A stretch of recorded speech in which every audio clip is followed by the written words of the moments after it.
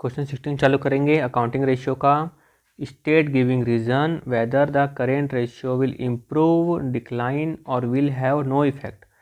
Current ratio improve होगा, decline होगा या इफेक्ट नहीं होगा in each of the following transactions if current ratio is 2:1। तो मैं फ़िलहाल मान लेता हूँ करेंट एसेट और करेंट लायबिलिटी कितनी है। यहाँ पे 2 लाख है करेंट एसेट और करेंट लायबिलिटी है 1 लाख। सस्ते हुए चलते हैं। कैश पे टू ट्रेड पेबल, अगर कैश पेमेंट करेंगे तो करेंट एसेट में से 50,000 कम हो जाएगा। ट्रेड पेबल को पेमेंट किए तो हमारी करेंट लायबिलिटी भी क्या हो गई, कम हो गई। तो रेशियो कितना आ गया 1,50,000 बाय 50,000। रेशियो क्या आ गया हमारा 3:1।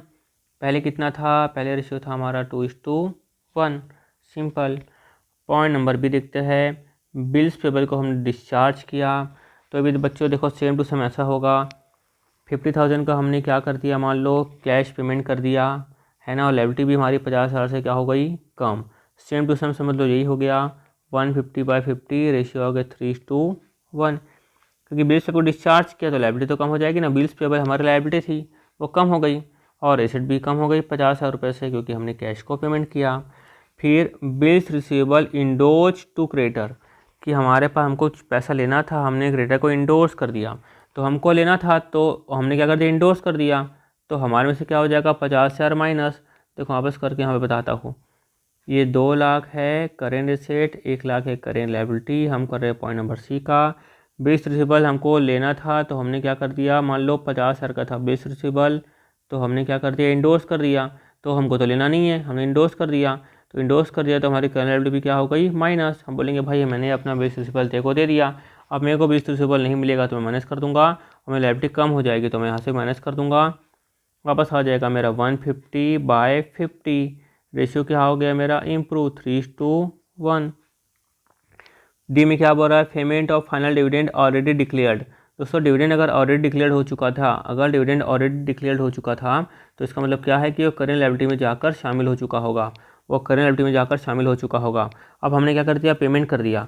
तो पेमेंट कर दिया तो इसमें से 50,000 तो हम माइनस कर देंगे, और यहाँ पर शामिल हो चुका था, यहाँ पर 1 लाख रुपये में शामिल हो चुका था। तो अब क्या करेंगे, शामिल हो चुका तो अब क्या करेंगे हम लोग, यहाँ पर ये भी हमारी लायबिलिटी में से क्या हो जाएगा, माइनस, इसमें शामिल हो चुका था। अब बस कितना हो जाएगा 150/50। ये भी क्या हो गया दोस्तों 3:1, मतलब क्या हो गया यहाँ पर भी इम्प्रूव। सिंपल। अब करते हैं हम लोग नेक्स्ट क्वेश्चन।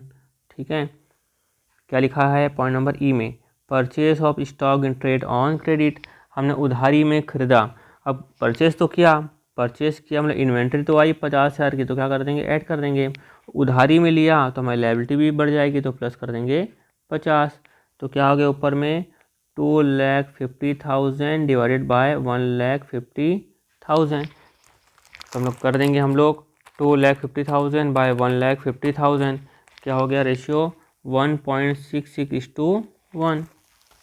उसके बाद point number F, bills receivable indoors a creditor dishonoured. अच्छा हमने क्रेडिटर को बिल्स रिसीवेबल इंडोज किया था, डिसऑनर हो गया तो उससे क्या इम्पैक्ट पड़ेगा। तो क्या क्या कर सकते हैं बताओ। अब क्या हो गया था, हमको बिल्स रिसीवेबल लेना था, हमने क्या किया, इंडोर्स कर दिया, अब डिसऑनर हो गया है ना। तो हमको जब बिल्स रिसीवेबल था हमने इंडोर्स किया होगा तो हमने क्या कर दिया होगा, इसमें से माइनस कर दिया होगा। तो वापस क्या कर देंगे, हम लोग डेटर को बढ़ा देंगे, तो डेटर अकाउंट डेबिट। और क्रेडिटर को भी क्या कर देंगे, हमने जब इंडोर्स किया था तो क्रेडिटर को कम कर दिया था, तो अब उसका क्या कर देंगे, हम क्रेडिटर को भी क्या कर देंगे, बढ़ा देंगे। तो मान लो यहाँ पर हमको मालूम है 2 लाख आता है, यहाँ पर 1 लाख, ये हमारा क्या है, रेशियो आपको दिया हुआ है। तो वापस क्या करेंगे, डेटर को हम लोग प्लस कर देंगे, क्योंकि हमको वापस लेना है डेटर से, क्योंकि उसका पैसा मिला था, डिसऑनर हो गया। और क्रेडिटर को भी क्या कर देंगे, हमने पहले माइनस कर दिया होगा तो क्या कर देंगे, प्लस कर देंगे। तो क्या आ गया यहाँ पर 2.5 लाख बाय 1.5 लाख। कितना आ रहा है इसका आंसर 250/150। यह आ गया 1.67:1, 1.67:1। मतलब यहाँ पर पॉइंट नंबर कौन सा था, एफ। एफ एफ एफ में क्या आ गया, डिक्लाइन। जी हाँ, क्या आ गया, डिक्लाइन। पहले क्या था 2:1। फिर चलते हैं नेक्स्ट क्वेश्चन की तरफ। Purchase of stock in trade, हमने कैश में खरीदा। देखो पहले हमारा रेशियो क्या था 2 लाख बाय 1 लाख। हमने कैश में खरीदा, किस में खरीदा, कैश में खरीदा। तो इन्वेंट्री मान लो ली 50,000 की, तो इन्वेंट्री तो प्लस हो जाएगी इन्वेंट्री का। कैश मिले तो कैश माइनस हो जाएगा 50,000 का। तो अब बस कितना हो गया यहाँ पर 2 लाख बाय 1 लाख, 2 लाख बाय 1 लाख, कितना आ गया यहाँ पर 2:1, क्योंकि दोनों क्या हो जाएगा 250 माइनस 50, वापस कितना आ गया 2 lakh. Simple. Point number H, sale of fix asset, book value कितनी थी 50, कितने बेचा 45 में बेचा, यानी कि 45 में बेचा है ना। तो यहाँ पर 2 लाख थी मेरी करेंट एसेट और 1 लाख थी मेरी करेंट लायबिलिटी, बेचा है तो कैश आया, कैश आया तो क्या हो जाएगा प्लस, तो क्या हो गया 2,45,000 बाय 1 लाख। रेशियो क्या आ जाएगा दोस्तों हमारा, यहाँ पर रेशियो कितना आ गया 2.5:1, रेशियो क्या हो गया इम्प्रूव। सिंपल। फिर क्या लिखा है, sale of fix asset, book value है 50 की, कितने बेचा 60 में, है ना, बुक कितने बेचा 60 में बेचा, तो ठीक है नो प्रॉब्लम।